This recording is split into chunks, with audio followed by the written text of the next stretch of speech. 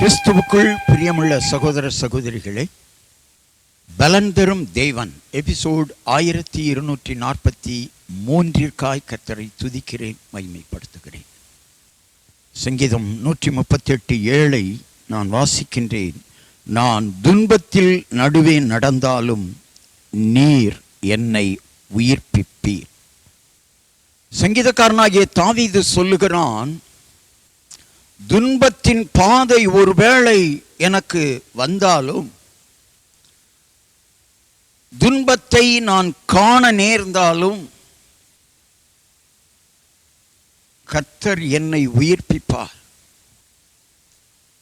துன்பம் சில மனிதர்களை அழித்துவிடும். துன்பம் துயரம் சில மனிதர்களை கீழே வீழ்த்திவிடும். ஆனால் வேதம் சொல்லுகிறது, கர்த்தருடைய பிள்ளைகள் துன்பத்தின் நடுவே நடந்தாலும், விசுவாசிகள் ஆவிக்குரிய பிள்ளைகள் துன்பத்தின் நடுவே நடந்தாலும் கர்த்தர் உயிர்ப்பிப்பார், உயிர்ப்பிப்பார், உயிர்ப்பிப்பார்.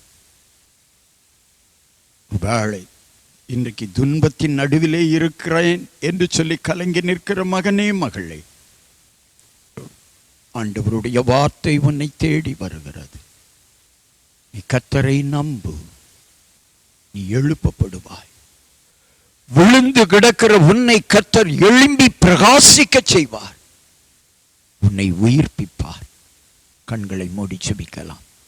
எங்களை நேசிக்கிற நல்ல தகப்பனே, இன்றைக்கு யார் யார் விழுந்து கிடக்கிறார்களோ, துன்பத்தினாலே, துயரத்தினாலே, நஷ்டங்களினாலே, தோல்விகளினாலே, பிரச்சனைகளினாலே விழுந்து கிடக்கிறார்களோ, அல்லது சத்துருவினாலே விழுந்து கிடக்கிறார்களோ, அவர்கள் எல்லாரையும் நீர் எழும்பி பிரகாசிக்க செய்கிற தேவன், உயிர்ப்பிக்கிற தேவன் என்பதை உணர்ந்து கொள்ள அவர்கள் இருதயத்தை ஏவியறலும்.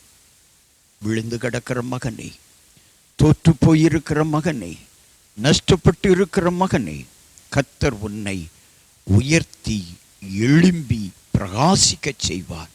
நீ நம்பு, இது உன் வாழ்க்கையில் நடக்கும். இயேசு கிறிஸ்துவின் நாமத்தில் ஜெபிக்கிறேன் பிதாவே, ஆமென்.